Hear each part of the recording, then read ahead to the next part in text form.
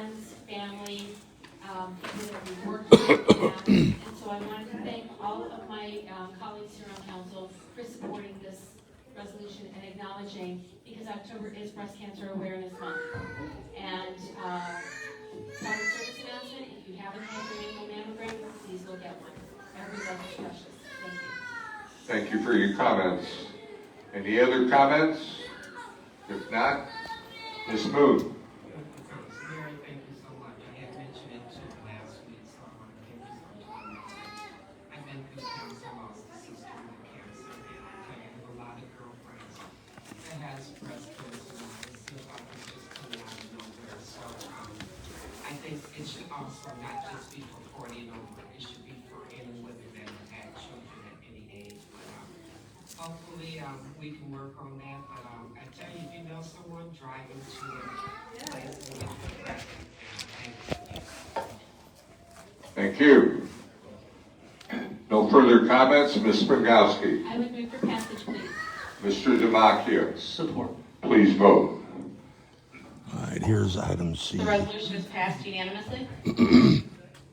Council Rule 47. Item C. Item C is introduced by Mrs. Springowski, a resolution amending resolution number 1-22, establishing Council Rule 47 and declaring an emergency.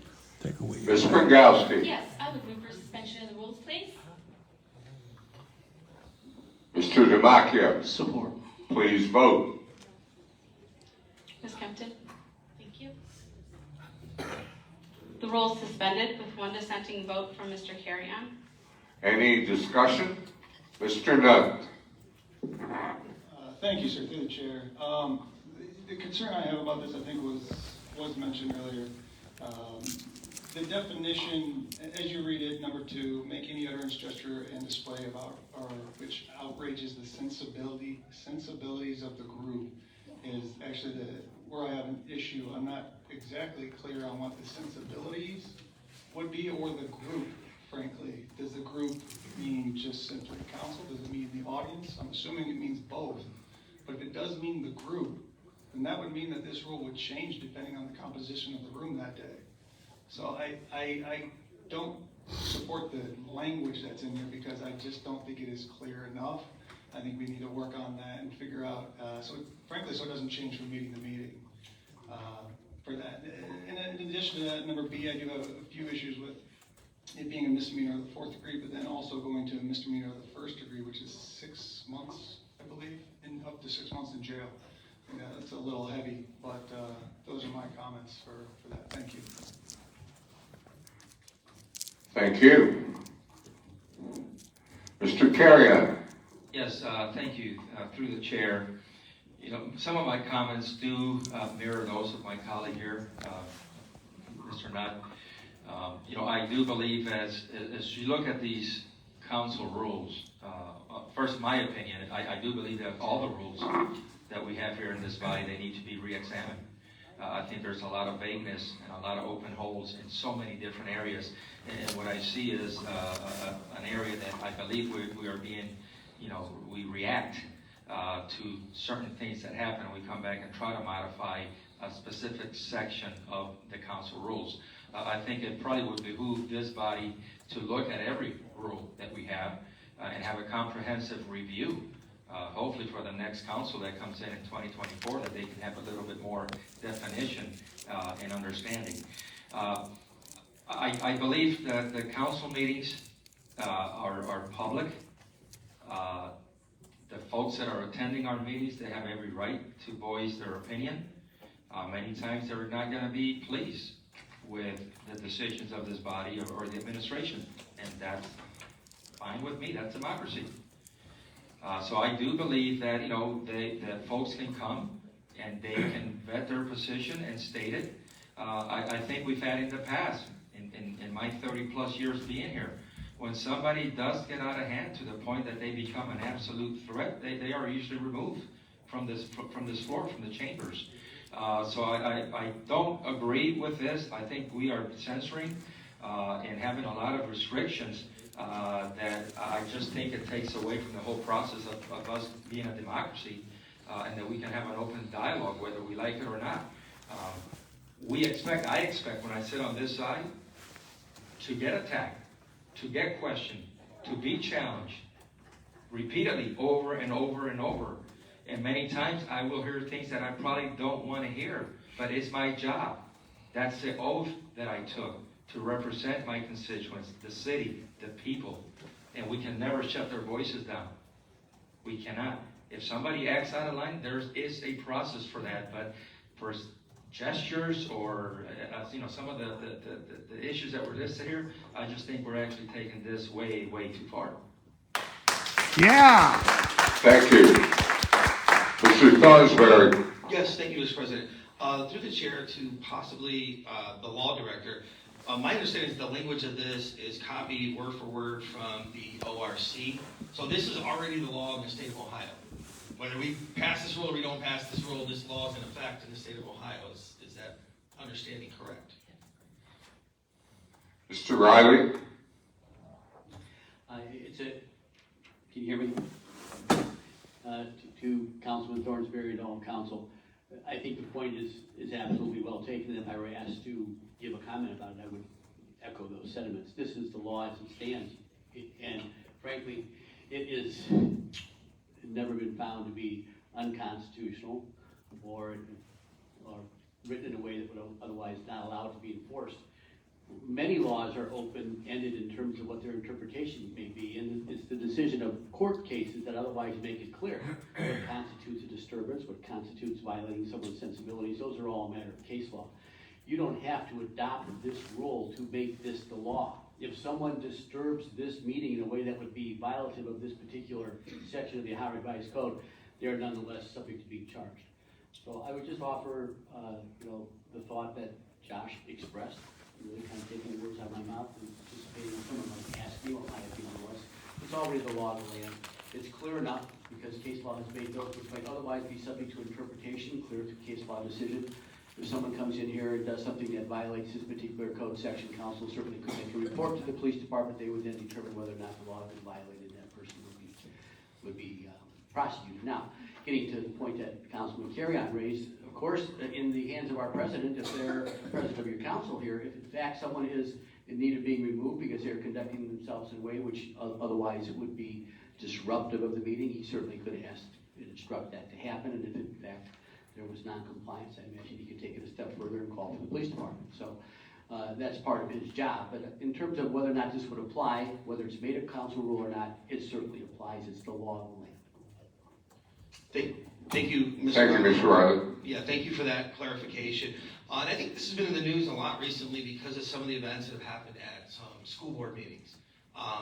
There's been outside groups that have been coming to school board meetings and with different political agendas on both sides, and literally hijacking the meetings with outside people attending, where these meetings are not, there's no speaking time in some of them, and they're just there to literally disturb the meeting. So I don't know that we need to pass this. I don't know that we don't need to pass this, because I think it's the law no matter what. But I do think if it's the law no matter what, it's in our best interest to make sure we're educating the people that is a rule here of the state of Ohio that we're going to follow. Again, we have to follow it no matter what, because it is the Ohio Revised Code.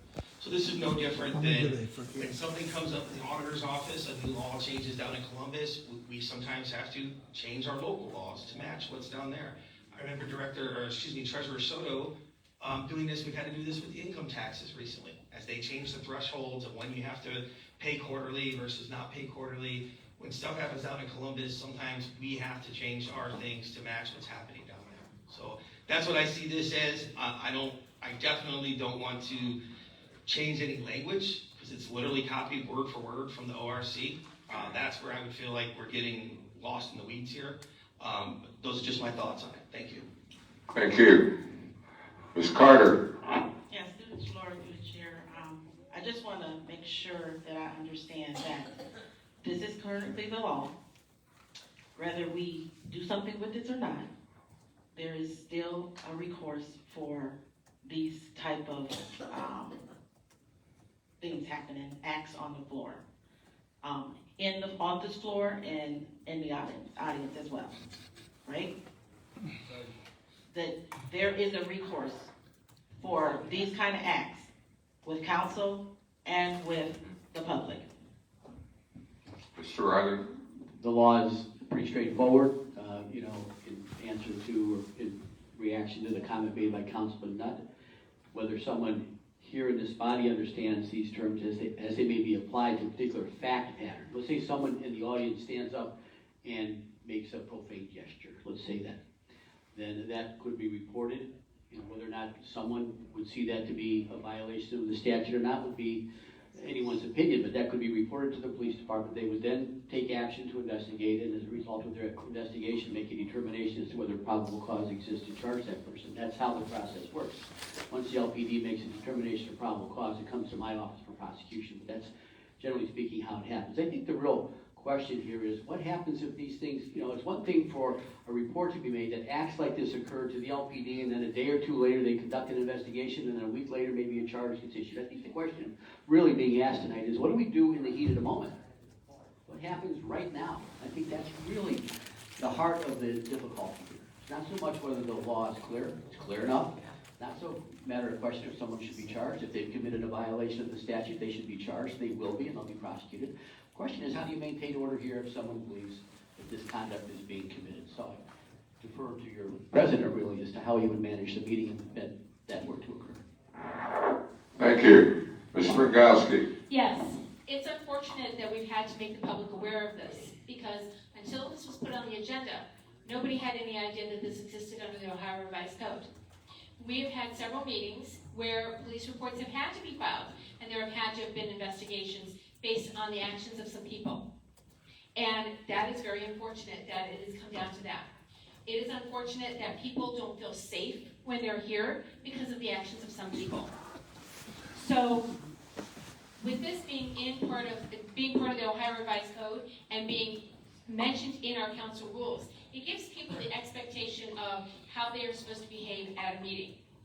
It's a shame that we all can't behave in a responsible, adult, civilized manner where we can discuss things without it getting to the point where it all breaks down and that the police would have to be called. But having this, like I said, it's part of the Ohio Revised Code. Many people were not aware of it. I certainly wasn't until it was brought to my attention. And therefore, making it part of the council rules, I think is entirely appropriate. That people will now know that they can go and criticize their government. They're perfectly in order to do that. However, they're not allowed to personally attack people. And so often, people have been personally attacked in here. And it has got to stop. And this is one of these mechanisms that's going to allow for it. This is bringing it to everybody's attention. So if it's part of the Ohio Revised Code, if you don't like it, then you need to contact the state lawmakers. Thank you. Thank you. Mr. Nutt? Thank you, sir. Through the chair. The point is taken. Obviously, it is part of the ORC. I think the law director, Mr. Riley, made the proper point is what do we do in the heat of the moment?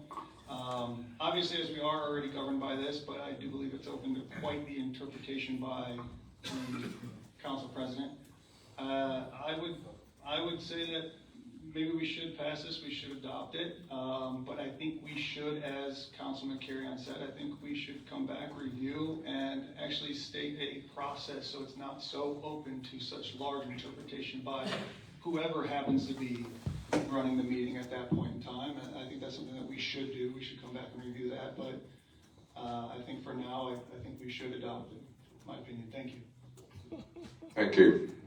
Mr. Palace, you'd like some? Yes.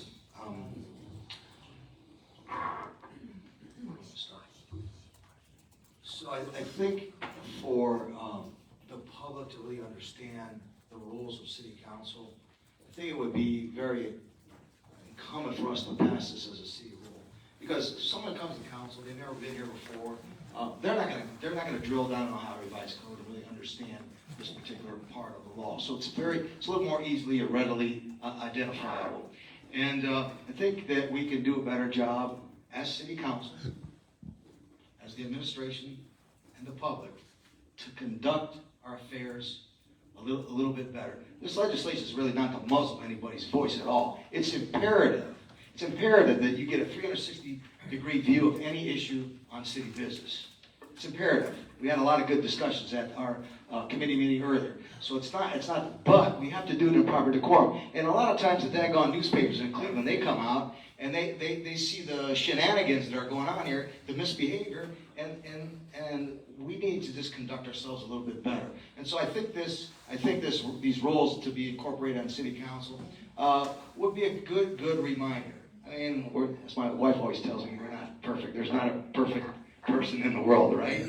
But we need to know what the rules are and really work towards doing that. And I think this really just sends a message to everybody in this room that, you know, we need to work real hard to create the right atmosphere in this city council to conduct city business. So I'd like to see it move forward. I really like Councilman Nutt's comments about and Carrie Ann's comments about perhaps firming up and bringing some clarity to that. I think we can work on that a little bit more, but I think we can move forward on this. Thank you for your time. Thank you. Mr. Mayor?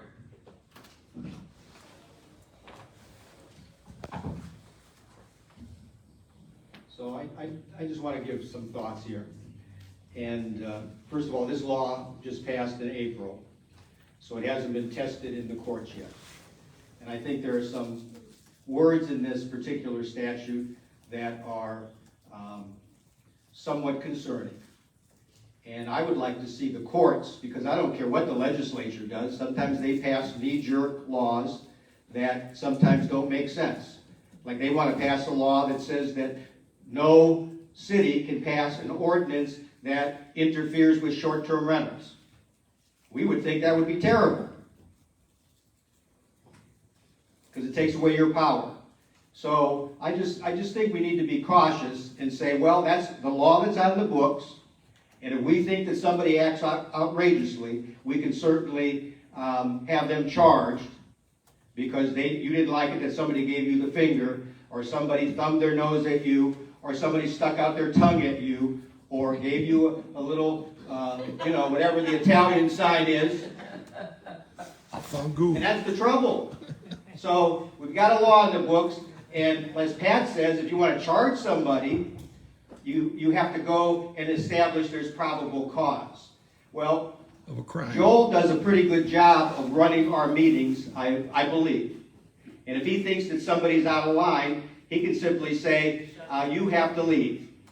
Or you can't speak anymore because you've done something that he considers, as the president of council, outrageous or offensive.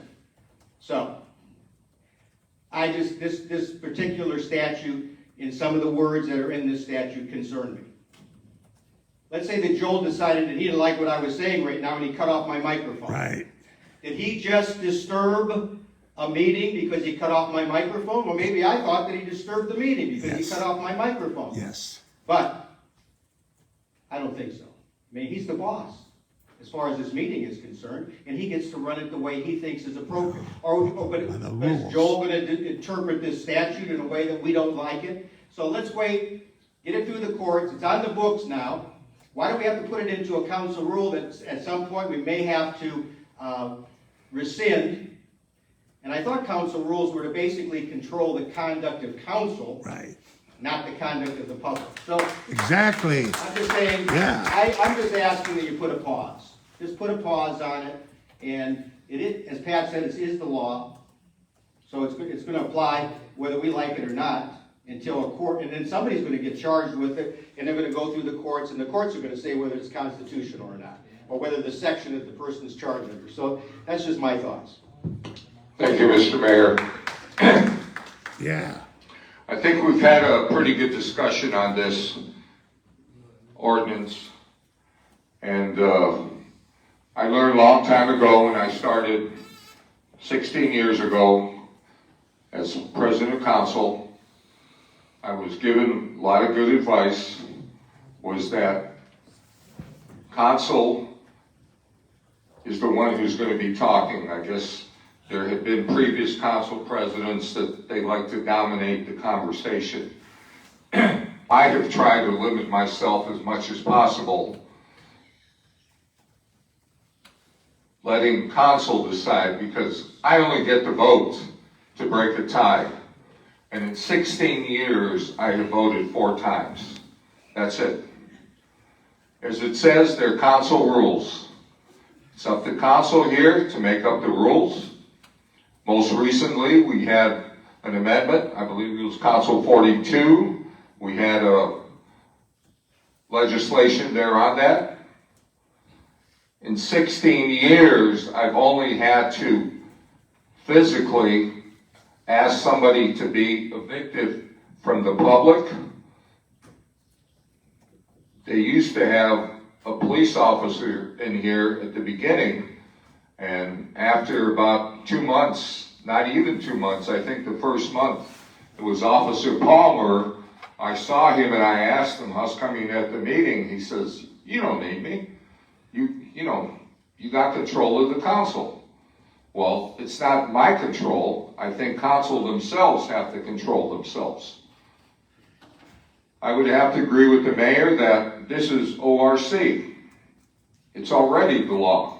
It's up to council if you want to incorporate it into rules, that's up to you. You make up the rules. Sure, we've had a few outbursts in council, even during our committee meetings, but has it got to the point where anybody's had to be arrested? No. The old saying, sticks and stones could break my bones, but words can never hurt me. Yeah, you've heard hissing comments made, but once again, it's up to council what you like to do. I appreciate the comments that were made by everybody, including the mayor. But once again, I'm just here to run the meeting. You guys decide what you want to do. I try to give direction, and I respect the public out here. I believe by and large, the public has been very, how would you say it, cordial. They have a right sometimes to express themselves, and I understand that. But once again, we'll have a new council coming in here in about 3-4 months. We're going to go over the council rules again. If they want to change them, it's up to them. At this time, I'm going to call on Mr. I believe it was Ms. Pringowski. Yes. It was your legislation. Yes, and as you said, it can be amended, all of these rules can be amended at any time. So if something should show up in the courts, we could amend it at that time. And as you said, this is council's meeting, so with that, I would move for passage. Thank you. Is there support? Mr. Demakia? Support. Please vote.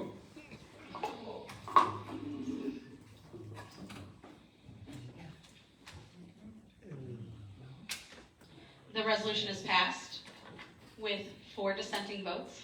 Voting no are Ms. Kempton, Ms. Carter, Ms. Moon, and Mr. Carrion. This will pass, but not as an emergency, so it will go in effect in 30 days. Thank you. I'm out.